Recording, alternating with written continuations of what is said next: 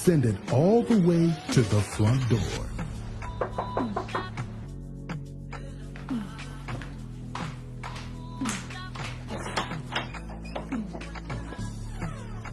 Salibonani, sis. Salibonani. My name is Tapana from 72, and I'm here to deliver money that was sent to you by your sister Marty from the UK. Yes. Yes, sis. Hey. And I'm also here to give you a free 72 t-shirt as well. What does that? 72,000. Siyabonga. Mwana wenyu. Akutumira imari to send it to. Mama, can you imagine? Send It To delivers money transfers from the whole diaspora directly to homes in Harare, Bulawayo, and Chitungiza.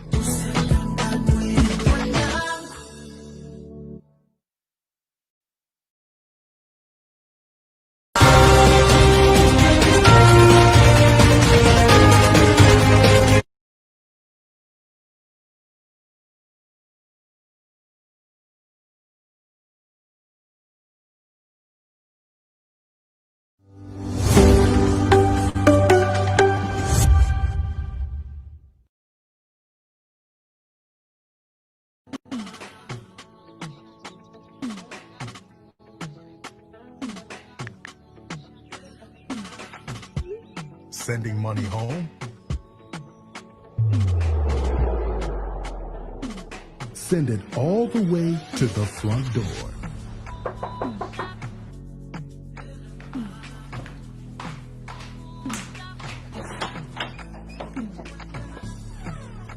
Salibonani, sis. Salibonani. My name is Tapana from 72, and I'm here to deliver money that was sent to you by your sister Marty from the UK. Yes. Yes, sis. Hey. And I'm also here to give you a free 72 t-shirt as well. What does that? 72,000. Siyabonga. Mwana wenyu. Akutumira imari to send it to. Mama, can you imagine? Send It To delivers money transfers from the whole diaspora directly to homes in Harare, Bulawayo, and Chitungiza.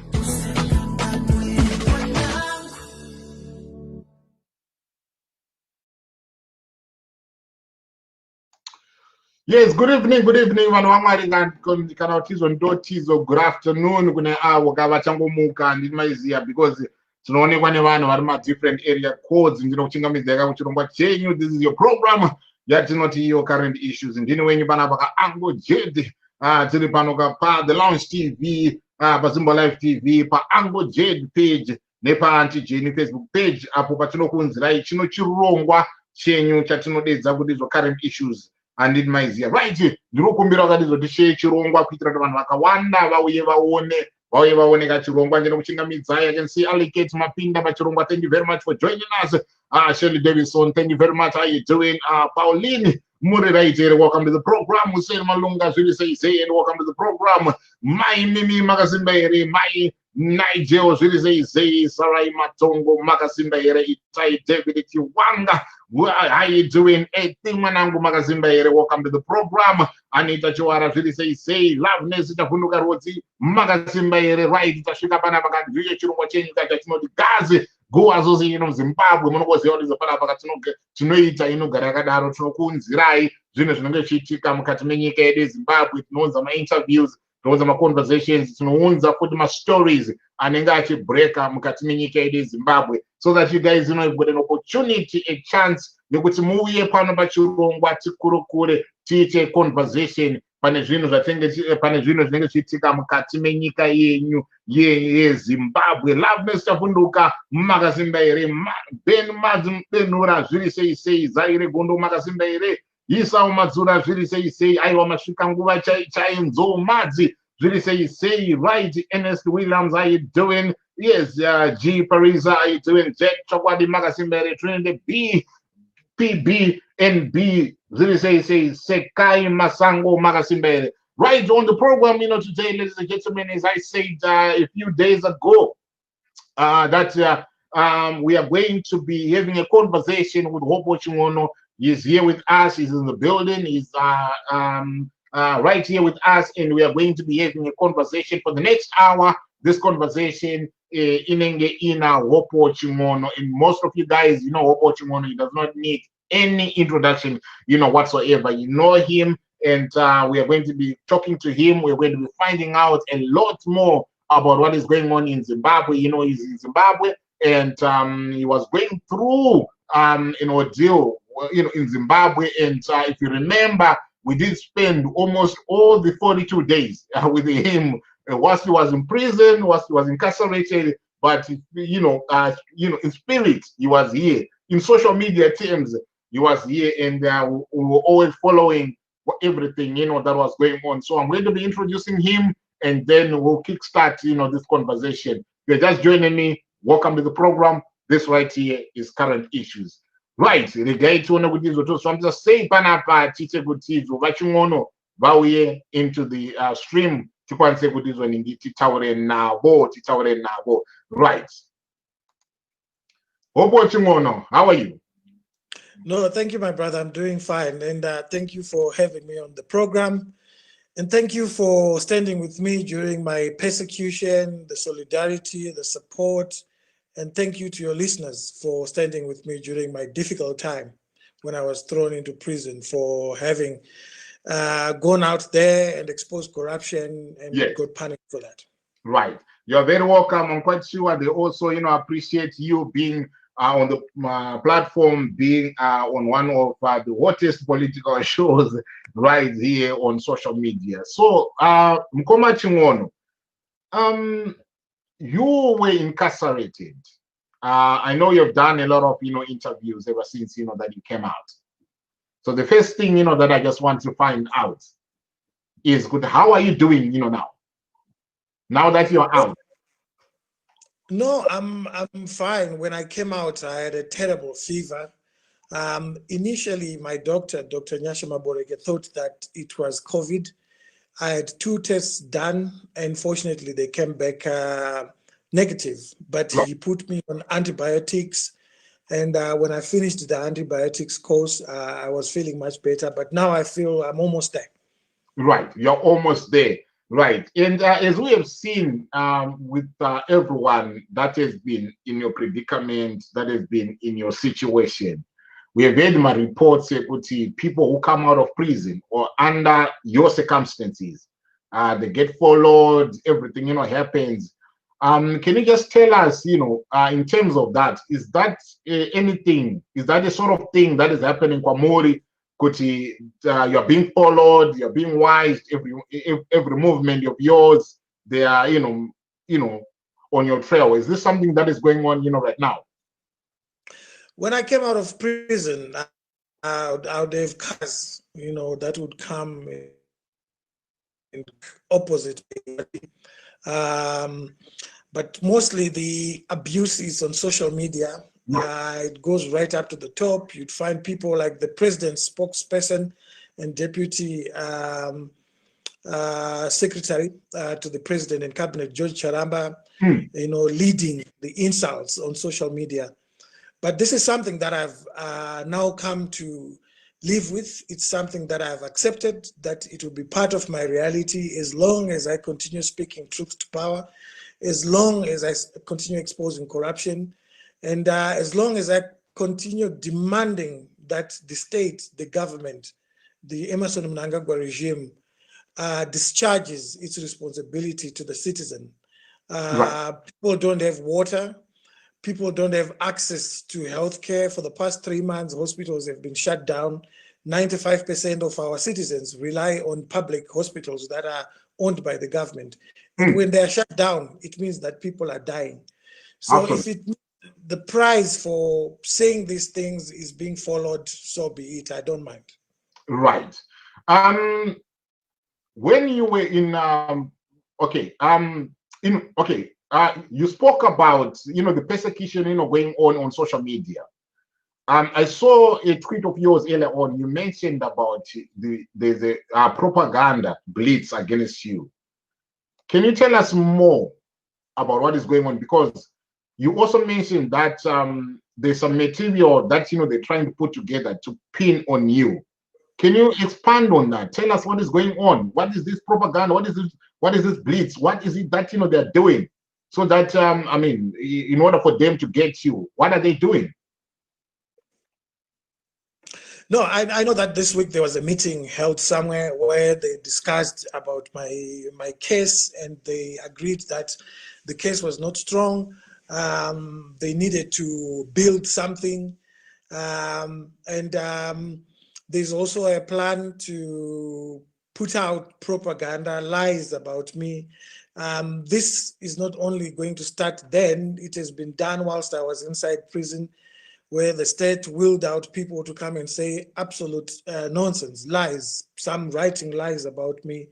But this happens, Uncle Gate, because when you are in a kind of battle like we are in, where we are asking for the states to comply with the Constitution and stop corruption, and people are benefiting from this corruption, they are going to push back. Right. They are going to say things about you. They are going to insult you. So this is part and parcel of the struggle, you know, for our freedoms, for our right to a better life as citizens. Right. As I was following, you know, your story, especially the court cases and everything, I noticed that even though there was presentation of evidence, your legal team presenting evidence in the courts of law, this evidence was being disregarded. And if I remember, you know, correctly, the High Court judge even rebuked the magistrate for ignoring some of the evidence that was coming from your legal team. And I just want to bring in the treatment of Joanna Mamombe and how she's being treated. We know that she's now in Chikurubi, where they are saying that she's going to be evaluated to determine her mental state in as far as standing trial is concerned. Do you believe that, given what has happened to you and given what is going on with Joanna Mamombe, do you believe that there is a systematic abuse of people who oppose, you know, the government, and the legal system is being used, you know, to do that? Oh yes, there's a systematic attack on voices that are dissenting. There's a systematic attack on people that are perceived to be critics or that are opposition politicians like Joanna Mamombe. How she has been treated is atrocious. It's absolutely, you can't imagine that a magistrate would pull someone out of a psychiatric hospital and then send them to a prison for assessment whether they have a psychiatric problem or not. It's absolutely ridiculous. That has not been said, which is really funny, is that the hospital in which she was being treated in is owned by the Director of Mental Health Services in the Ministry of Health. Right. So in other words, they're saying that this hospital owned by one of theirs cannot be trusted, so they need to bring other doctors. But there's something that I want the listeners to and the viewers to understand. The doctors that are working at Chikurubi, they're dishonest, absolutely dishonest. One of them lied in court. They sent evidence to court in my case where my doctor had said that I should not go to court because I'm exhibiting signs of COVID-19. The doctor forced me to go to court. And when my lawyers brought that up in court, the doctor lied that I was not cooperating with them, which was a lie. My doctor, each time he came to see me, he had to do it with the cooperation of the hospital staff at Chikurubi. And in most cases, my doctor would have to bring staff to the hospital because the hospital at Chikurubi is as bad as any other hospital which is run by government. So I feel for Mombe. I feel for anyone subjected to that kind of inhuman behavior. It's absolutely atrocious. And when we used to talk about these things, people thought we were exaggerating. But citizens, Zimbabwe citizens and the rest of the world, they can now see that what we've been saying along is true because it's happening right before their own eyes. Right. Because I seem to remember when, you know, Job Sikala, came out of Chikurubi, he described the conditions in that prison as appalling. And like what you've alluded to, that the doctors, they are not truthful as well. And Job Sikala is spoken about the prison officers lacking an understanding of basic, human rights. Are these the same sentiments that you share?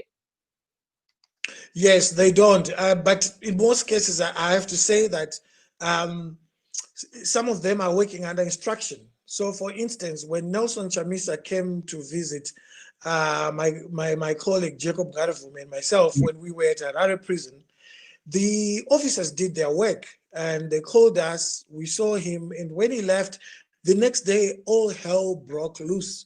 They were being victimized for having allowed him to see us. Yet he's just a citizen like everyone else. And so there's a balance that we must strike, that some of them lack a basic understanding of human rights, but most of them are doing what they're doing under instruction from the top. My persecution and that of Jacob Ngarivume and Scala and Job Scala was being driven from the president's office by a man called Tabani Mpofu, not to be confused with the advocate. With the advocate, yes. Yes. And so these things are determined at the top. The magistrates court has become a total embarrassment for Zimbabweans because you never get bail there, because these are special. There's a group of special project magistrates who work with the system when it was to persecute you. So you go there, you'll never get bail. And you saw that in my case where the judge who gave me bail, Justice Tawanda Chitapi, chastised Ngoni Duna, who had denied me bail. He totally ignored all the evidence that had been put before him. He went on to lie that I had not actually put this evidence, this oral evidence. He ignored 20 to 25 pages of evidence. So that shows that there's an element of capture within the judiciary. And the prosecutor general has said this before, that the judiciary is captured by cartels. And these cartels are not necessarily just about money, but they are also political cartels. So our persecution is political. So it's not surprising that these things are happening. Even Vice President Chiwenga wrote a letter when he was having problems going through with his divorce. He wrote a letter saying that the judiciary is captured. So if a vice president has got those sort of sentiments, what more about us who are perceived to be going up against the state for simply telling the truth, that you must respect the Constitution, comply with it, don't steal money that is meant for citizen services. I was in Chikurubi. There were no masks, you know, and yet we are going through a pandemic. There is no soap in Chikurubi. The prisoners have not had soap for over half a year. That's how bad things are. There's no running water. I was sleeping in a cell meant for 16 people. I was there every day for 17 hours. That cell, we were 42, and yet it's meant for 16. There's one toilet which doesn't have running water. So we would not use it because we didn't have water. You can't use it. The whole place becomes smelly. How are you surviving in there under those conditions? We had to survive. You know, it's like a Nazi concentration camp, but you had to survive. There's nothing else that you do. You adapt to your new reality.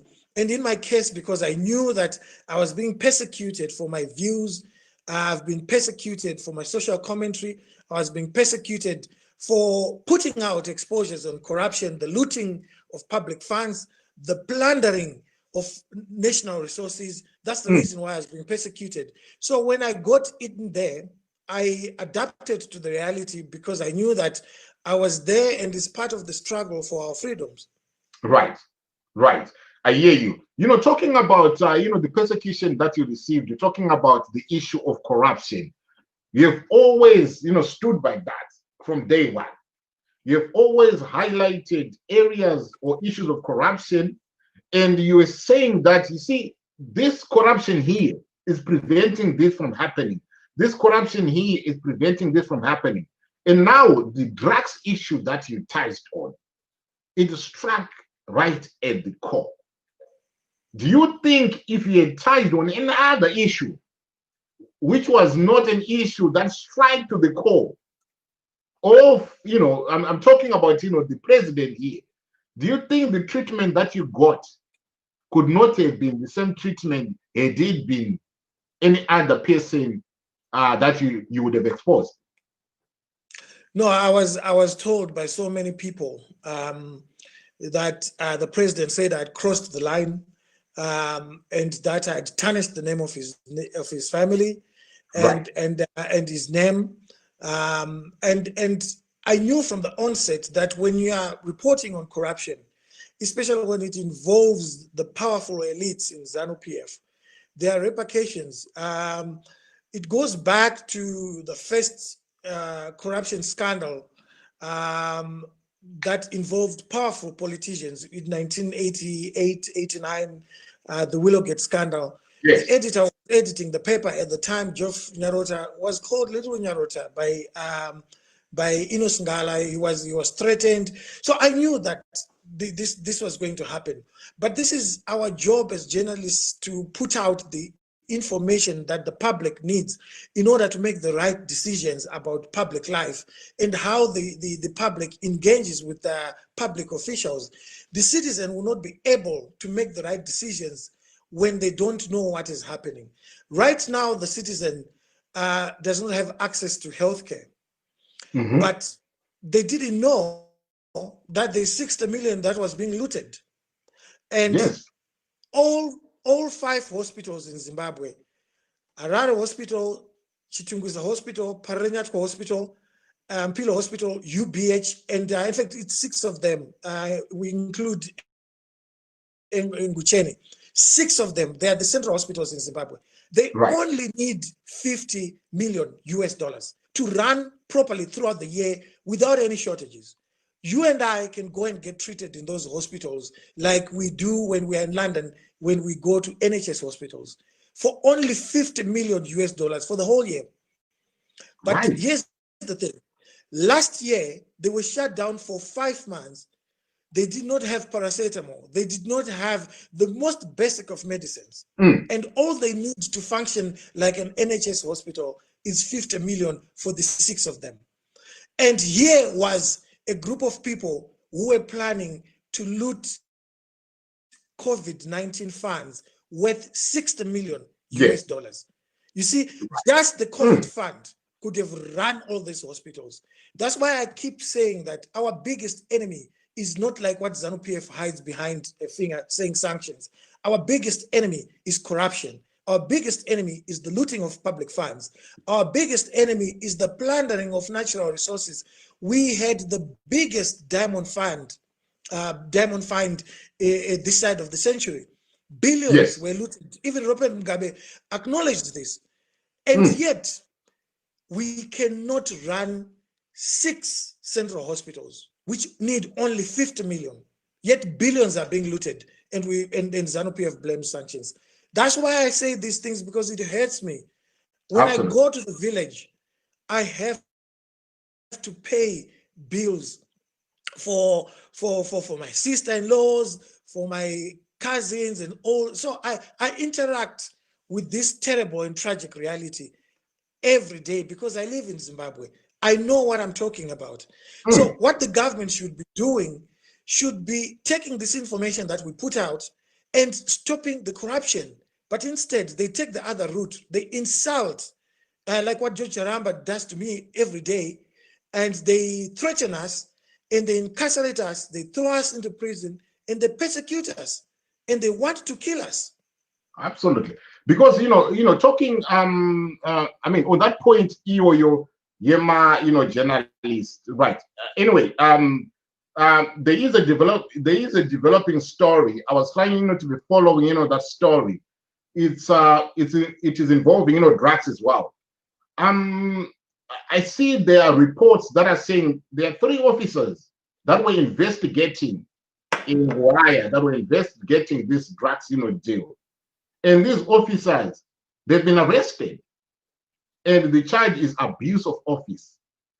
So is this another attempt by the administration to want to hide this drugs deal so that it does not come and haunt them, knowing that this is linked to them. We saw images of Mnangagwa with with Ngwaya. We saw images of the twins with Ngwaya and stuff like that. And we are seeing even those people that were investigating this drugs deal, they are being arrested. What is your comment on that? No, I mean, from the onset, we knew that this was being done the wrong way. The president's nephew, Tabani Mpofu, is behind this persecution. He was behind my persecution. He was behind the removal of Beatrice Mtetwa. He was behind the persecution of Ngaruvume and Scala. And the unit is packed with the president's relatives. And the drugs issue involves the president's family, amongst many other people. Yes. And everybody who has got their fingers in this issue, they're being persecuted, they're being arrested. Why would I have been arrested for inciting public violence, and then my case is taken to the special anti-corruption unit in the president's office? Why would my charge is a criminal charge. Why was it taken to the anti-corruption unit run in the president's office? It tells you why I was arrested. And, history is going to judge all of us. And I am quite sure that a lot of these things in the fullness of time will be revealed and revealed properly. Right. Talking about journalists, talking about journalism in Zimbabwe, yesterday when I was following a thread by George Charamba under his pseudonym Jamanda 2, that donkey thingy. He was berating the editor of Newsday. He went, he did a thread on him. He went, he went after him, proper going after him. So you've got people that look up to you guys. You've got young people that want to be journalists. And it seems as if the profession now has become a poison chalice. If you're a journalist and you are highlighting issues that are happening, in the country, you become an enemy. What hope is there for a young person that is aspiring to be a journalist in Zimbabwe, an independent journalist for that matter? I mean, it's quite evident, and I think the average Zimbabwean who's on social media now understands that George Charamba is one of the most unprofessional civil servants this country has ever had, and history will judge him as that. He's one of the most heartless people that I've ever seen. He was even part of looting a medical insurance fund, which was meant for the poorest of the poor civil servants. He looted $228,000 from that fund. And he's not even embarrassed about it. He turns around and he starts attacking us for telling him this self-evident truth. But how will this be resolved? It will be resolved when the citizens decide that enough is enough in terms of the Constitution not being complied with. Citizens must demand that their government complies with the Constitution. Doing the free Hopewell campaigns, it's all good. It's solidarity, it's support, but it does not change the behavior of the bad guys. They will continue doing so. They will not stoop, they will not stop looting because you've given me solidarity.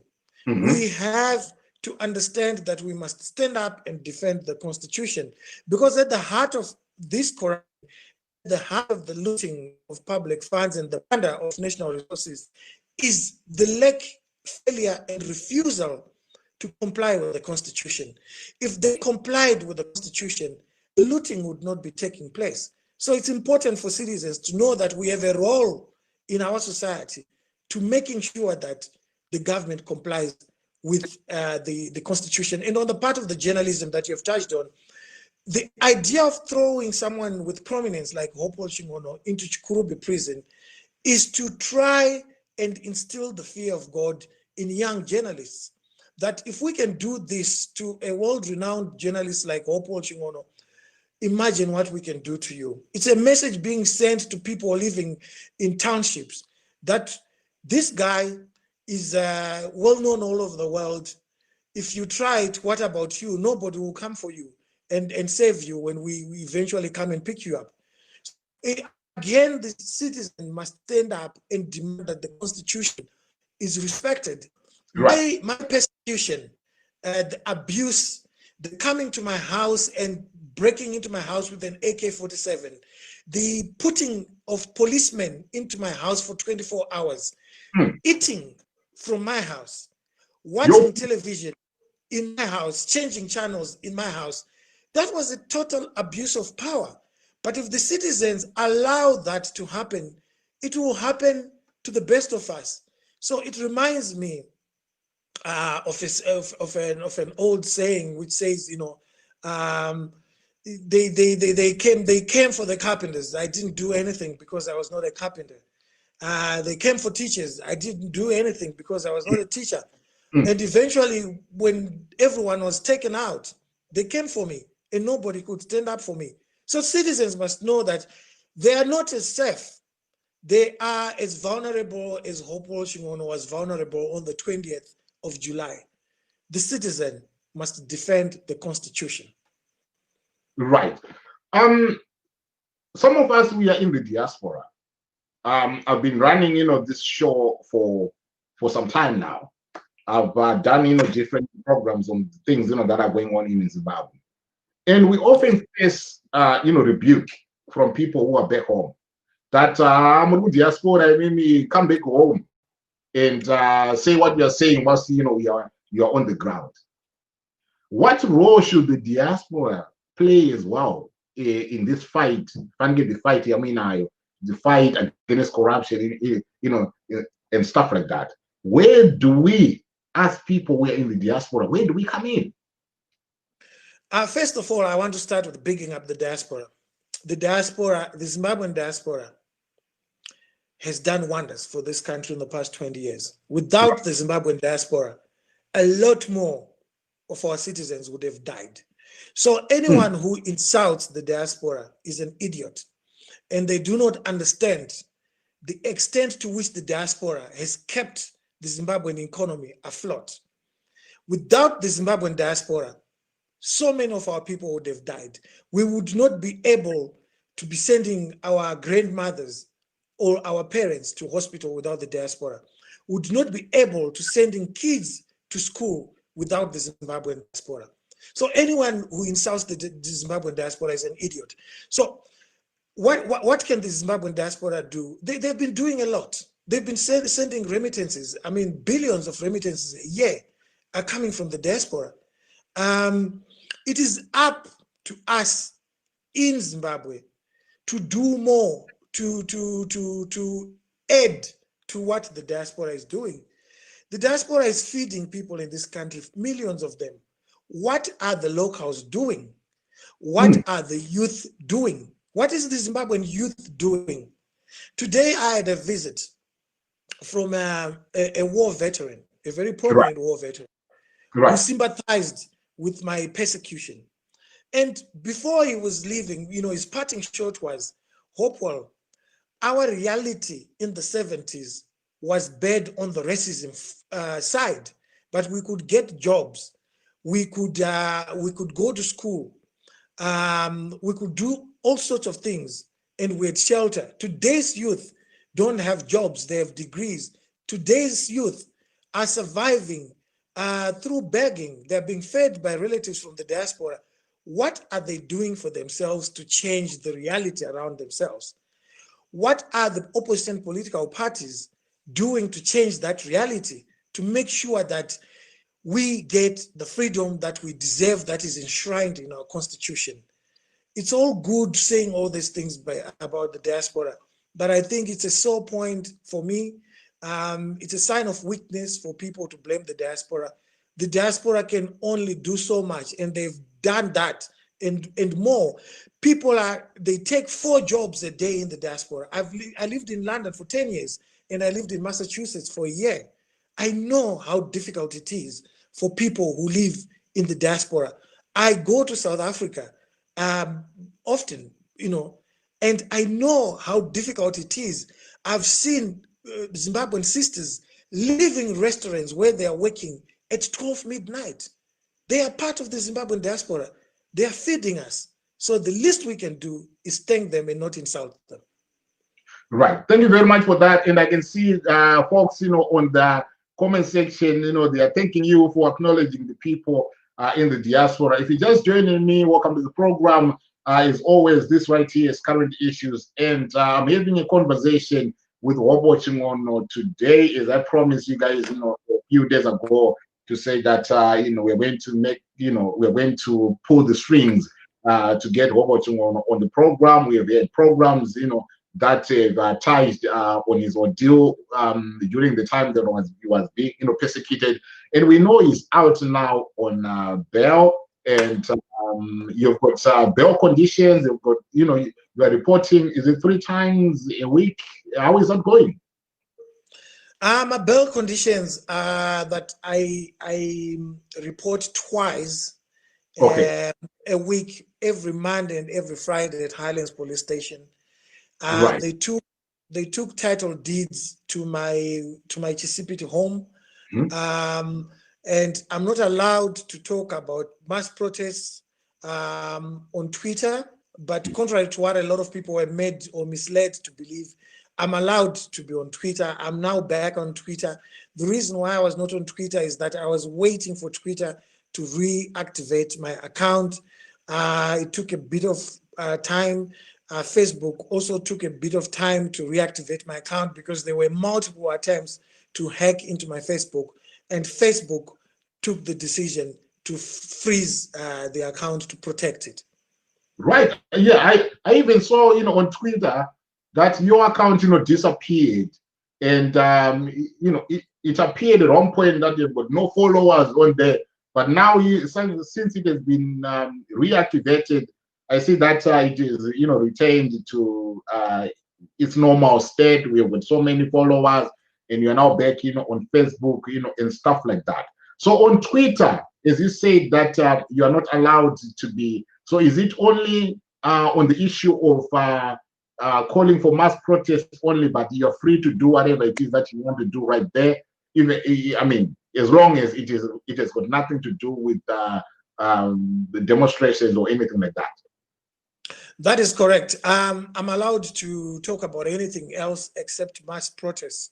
So I have to be skillful when I want to talk about my case when I'm on Twitter, because it involves the issue of incitement. Yes. But it's not a big problem because I'm not interested in talking about mass protests on Twitter because I was never the convener of the 31st July mass protests. It was my co-accused Jacob Ngarivume. It was only used as an excuse to arrest me and go after me because of the corruption exposures that I was doing. Right. I've seen so many people that have been persecuted, or I've seen so many people that this regime has gone after. Some of them have escaped.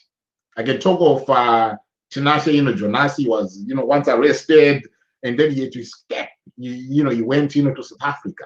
But you are still in Zimbabwe. Why?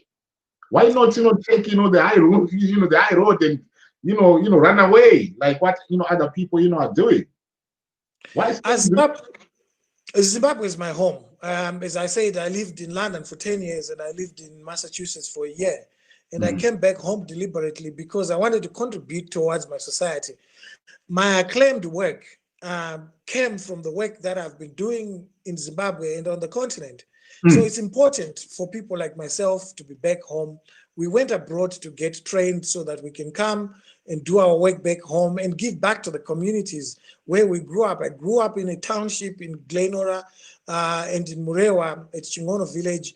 These are places where I could have never thought that I would end up at Harvard University or becoming Africa Journalist of the Year.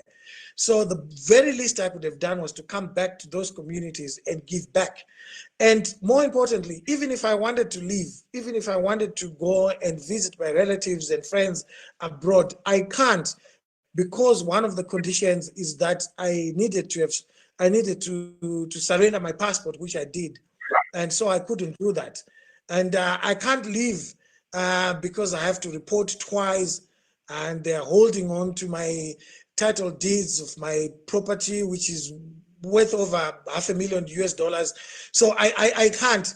And the idea is to remind me every now and then, for stretch it out for a year, I'm doing nothing. That is the whole idea, which is quite sad, because a state, a government is supposed to protect us as citizens, but our government is persecuting us as citizens, which is very unfortunate. Absolutely. Right. For those of you guys, you know, who are watching us, is always, if you've got any question that you want to pose to Hopewell, you can comment with the question, and then I'll pose, you know, that question into him, and he will gladly, you know, answer, you know, to that. Right. Moving on, you know, with this conversation, let us talk about Emmerson Mnangagwa, ED. When he came into power, he came on a promise to change things. He came on a promise to deal with corruption. He came on a promise to make it right for the citizens. And these promises, I'm quite sure even you said, okay, fine, he's saying the right thing. He's striking the right chord. Let us give him, you know, the opportunity. Let us give him the chance for him to deliver on his promises.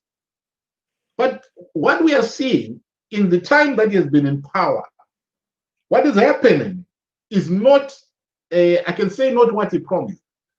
When every promise just disappeared like morning dew. Where do you think, you know, the wheels, you know, came off for Emmerson Mnangagwa? I think we never had wheels in the first place.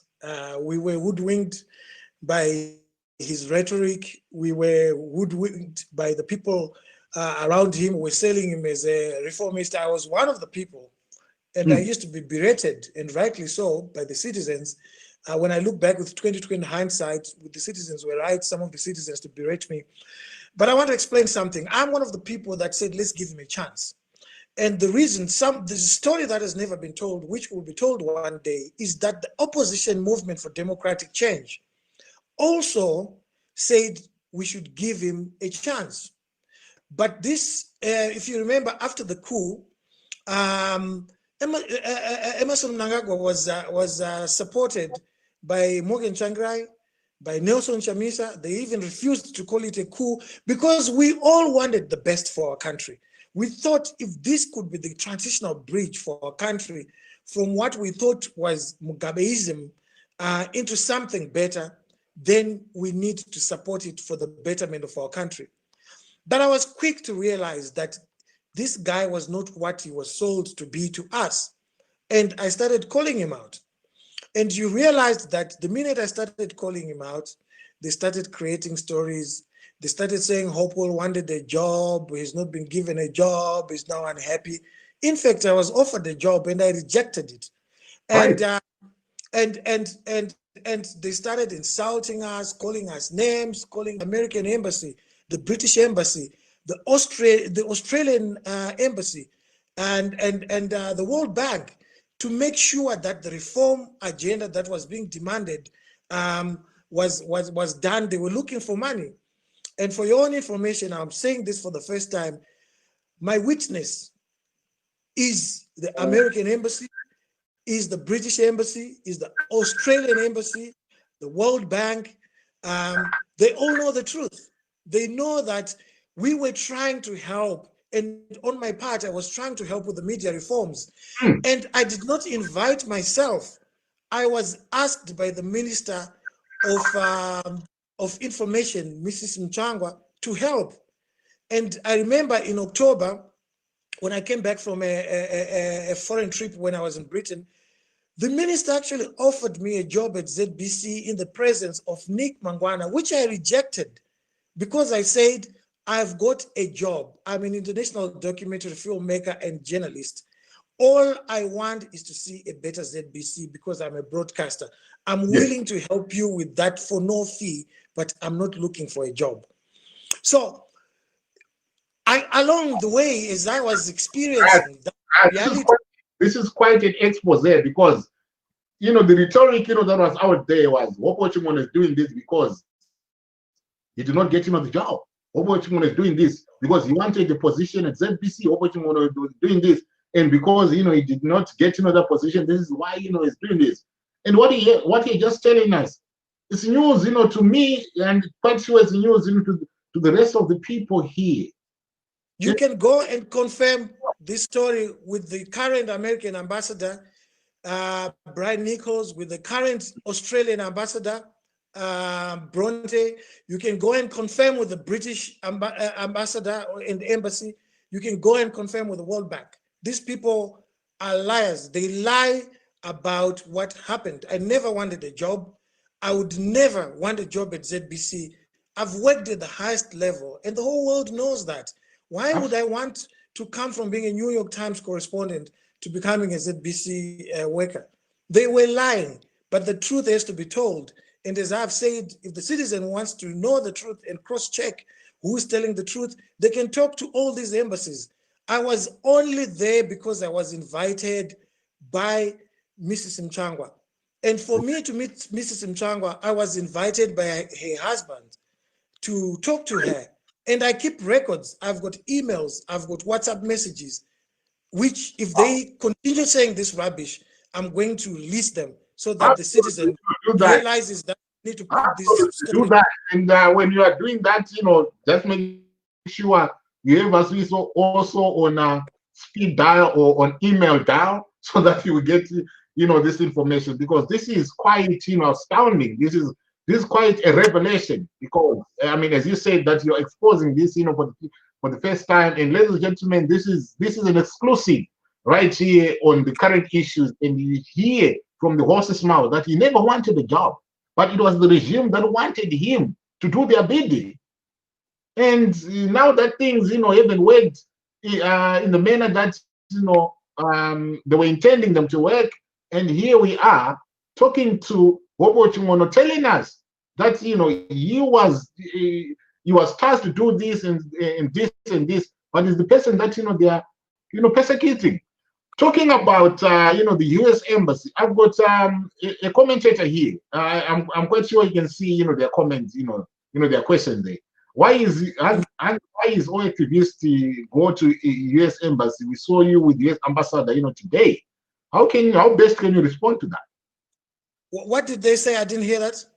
He says, why is it activists, they go to the embassy, to the U.S. embassy, and they're saying that we saw you with the U.S. ambassador, today. They're questioning why you were with the U.S. ambassador, today.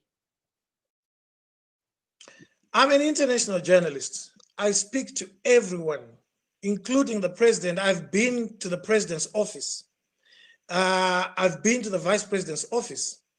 The vice president and the president and all the government officials, including those in ZANU-PF, have met the U.S. ambassador on so many occasions. This week and last week, government officials, including the foreign ministers, posted pictures on their Twitter accounts meeting the U.S. ambassador. Why can't I meet the U.S. ambassador? Why can't other people meet the U.S. ambassador except those in ZANU-PF? The U.S. ambassador is here to work with Zimbabweans, not just ZANU-PF. If I come to Britain today and I'm pictured with the Kenyan ambassador, would people be asking why I'm meeting the Kenyan ambassador? In fact, I've had ambassadors come to my home. The Angolan ambassador has come to my village in Murewa. He's an African ambassador. He came to my village in Murewa, and the pictures are out there when he was looking at my Boa God project. So why is it a problem when it's an American ambassador, but not when it's an Angolan ambassador? People who ask such questions are ignorant, because as a journalist, my sources are not just with ordinary people. I talk to ambassadors as well. I want to understand the policy of their policies of their countries towards our country. Who do I talk to? If I want to understand why America has imposed sanctions, who do I talk to other than the ambassadors? So it shows a tragic degree of ignorance on our part when they claim that when people like myself go and meet the US ambassador, like what I did today. We had coffee where we were talking about issues to do with journalism, good governance, human rights. This is the normal world. Perhaps we need to teach international relations in high schools so that our people stop showing and projecting this kind of ignorance. Right. There's a question here. I mean, I have to ask you, this question because I once heard, your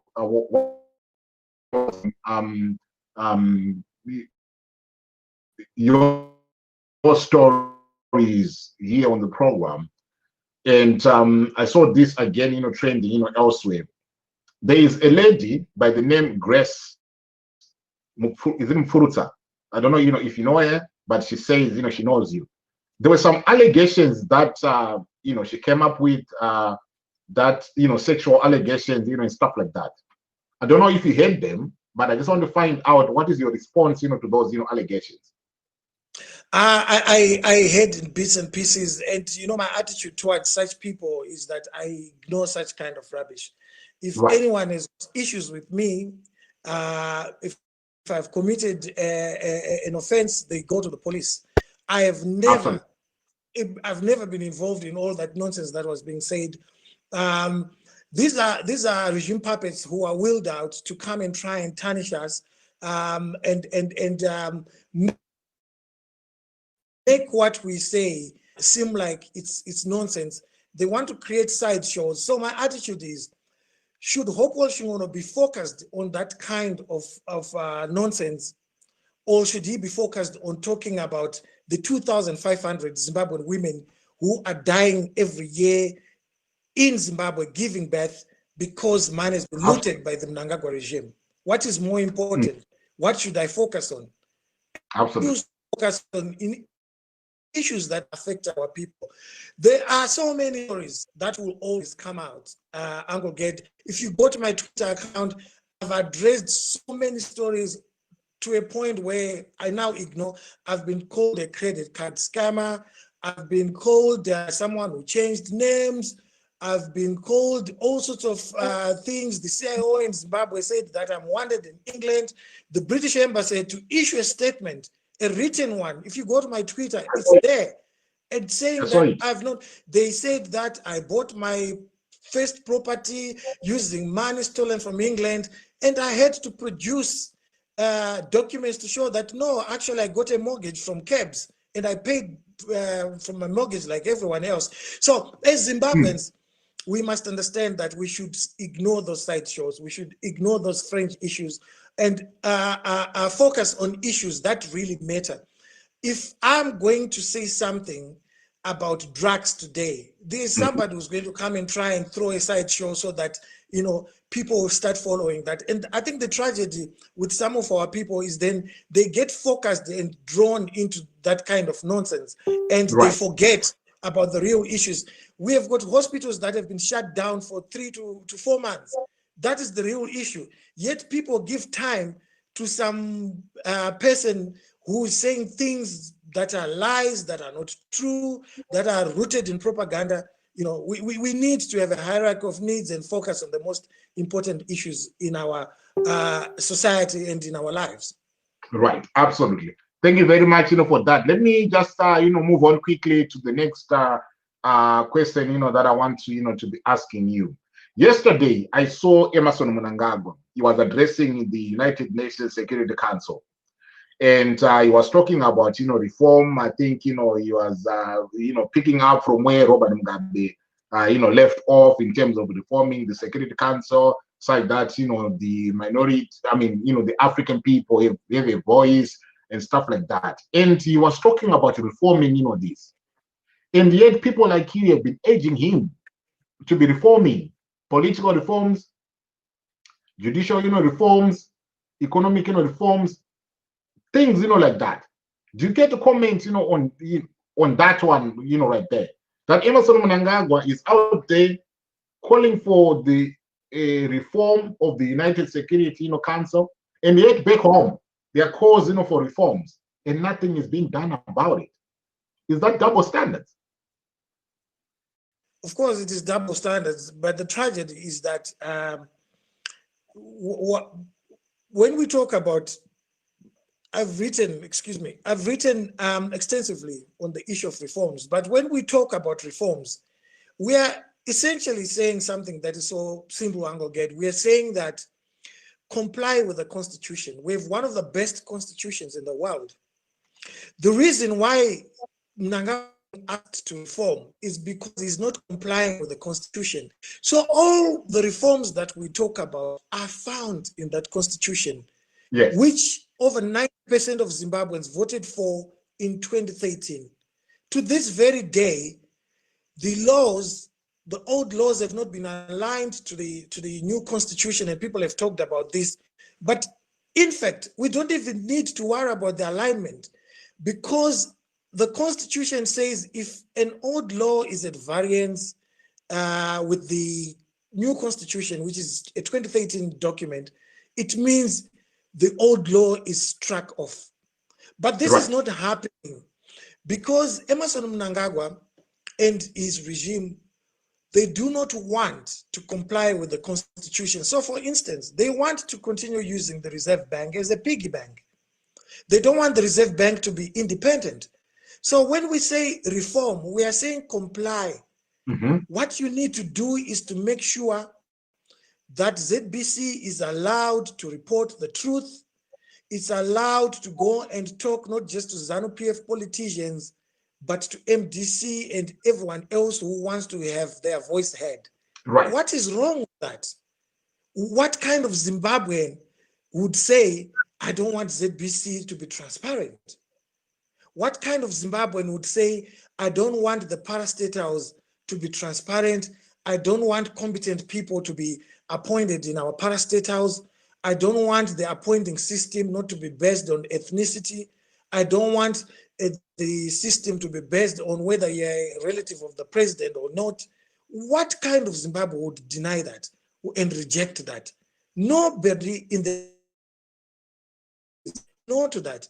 So this is what we are talking about. So Jamaicans have a saying, they say dance a yard before you dance abroad. So Mr. President should first dance a yard here in Zimbabwe before he dances abroad at the UN. But don't I want to say that so. But anyway, the question here says, at what point did the shackles become an option, and what was the excuse for them? The question here. I didn't hear that. Sorry, Angoged. What point did what? And at what point did the shackles become an option, and what was the excuse for them? This is a question that is coming from Mietan. I don't know if you've understood that. Yes, I've understood that. So the story is that when you are arrested and you are imprisoned on remand, you are supposed to go to Harare remand prison, which is the one which is close to Newlands, or those who are familiar with the kebab restaurant, Price Road. Right. So that's where we were deposited, me and my colleague Jacob Garevume. Yes. And whilst we were there, we then got a visit from Nelson Chamisa, the president of the Movement for Democratic Change Alliance. Yes. Garevume was part of the alliance, and Nelson Chamisa is a friend to me. So when he came to see us, the next day, all hell broke loose because they did not want. They were angry. The president's office was absolutely upset. They spent the whole day calling the prison to explain why Nelson Chamisa had been allowed to see us. Right. And because of that visit, we were then thrown into a truck and sent to Chikurubi. Absolutely. It was punishment for that visit from Nelson Chamisa. And at Chikurubi, it's a prison for convicted prisoners. And we are not convicted prisoners.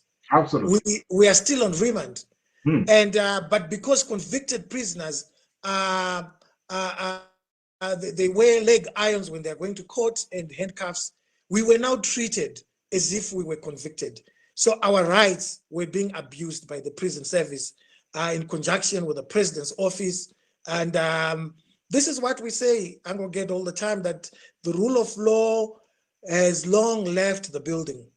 And we are asking for the rule of law to come back into the building, because no nation prospers, no nation thrives without the rule of law. And as we can see, serious investors will stay away from Zimbabwe because they look at how I've been treated. They look at how my lawyer was treated. Who will bring their millions to a country where the judiciary is captured and is told what to do? Nobody in their right senses. So we are saying, please, restore the rule of law so that we can have an economy and people can thrive again. If I had been brought up in the 90s or the 2000s, I wouldn't be where I am today as an award-winning journalist known all over the world. Absolutely. Because my parents would not have been in a position to send me to journalism school. And what I'm trying to do, I'm no longer fighting for myself, Anglo-Get. My time is gone. I'm 49 years of age. Very soon, I will be in retirement. I'm fighting for the next generation, the people that are going to enjoy the fruits of this fight that we're fighting today. Is the next generation. At least if I fail, I want to be remembered for having tried. Right. I know we said an hour. I've got about two more questions, and then I'll let you go. The first question, that was asked, by a commentator. Anyway, I want to put this with what is going on within the opposition.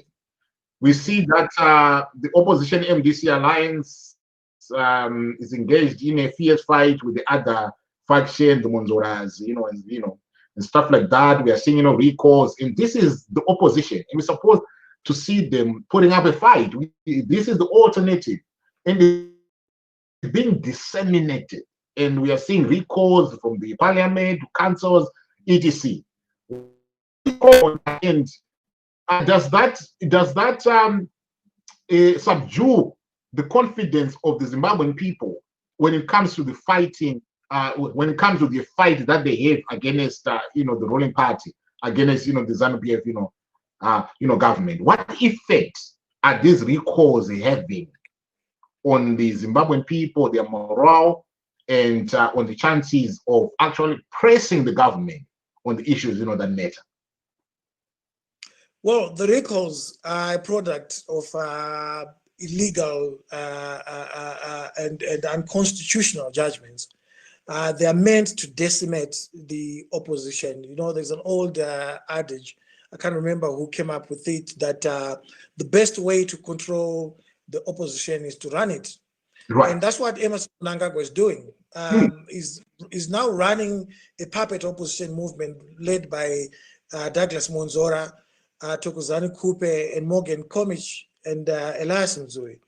And there's no way in the world where you'd see in a normal democracy that people voted for the movement for democratic change alliance. And then, the movement for democratic change, Changirai, comes and says, no, these are actually our votes. These are our votes. So what Nelson Chamisa and the MDCA needs to do is to defend that vote.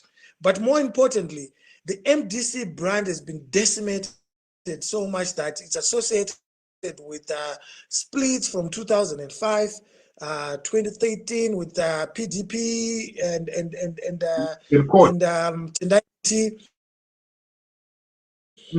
2017, 2018, and now this. So Nelson Chamisa simply needs to rebrand, form a new party, go with those that have chosen to stand with the people that voted for him and his political party, and move on. Life goes on, The recalls, we've seen them.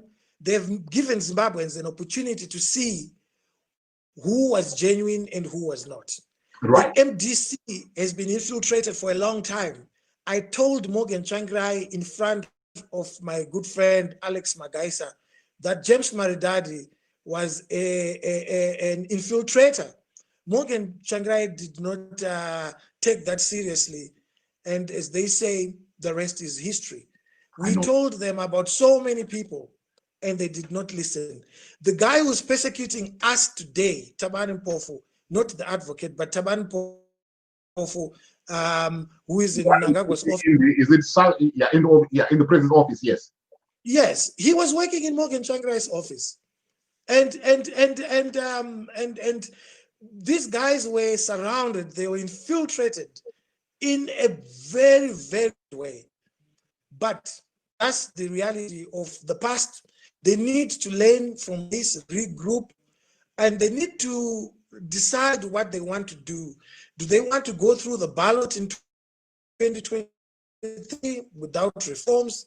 My answer to that would be the result will remain the same as it has done since 2000. The MDC has been winning elections since 2000, but they've not been going into the State House. And those are the issues they need to resolve. Nelson Chamisa should be brave. He should not feel insecure. He should be able to invite strong voices, serious thinkers like Ngosana Moyo, like Dr. Manyika, bring them on board, allow people like Tendai Biti. Right now, I think he's misplaced. He's the vice president responsible for running the party. That's not where his strength is. He should be put where his strength is, which is international relations. He's an international relations man. He understands finance. He understands legal issues.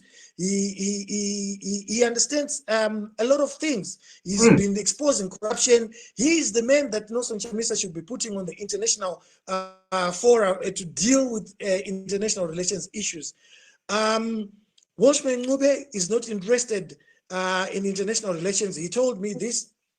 He would like to be running the party as vice president responsible for administration. That's what he's good at. So Nelson Chamisa should deploy people where they are good at, and then build a strong coalition, bring together people like Ngosana Moyo, bring together people like Noah Manyika, and build a strong brand for 2023. Push for reforms, make sure that nothing happens without reforms. Otherwise, 2023 will be another 2018. And things can only continue with the looting of public funds, the plundering of resources. Where in the world do you go to a place like Kud in Zimbabwe, Chiadzwa, where billions of diamonds were looted, and yet the people that are in Chiadzwa are still using the bush? They don't have toilets. That's a tragedy. It is. Right. You know, there's some people that are saying, are we ever going to be seeing you throwing your head into the ring and entering, mainstream, politics? Will you? No, if I won't do that. If Chamisa invites you, will you say, "But young on," I have to say.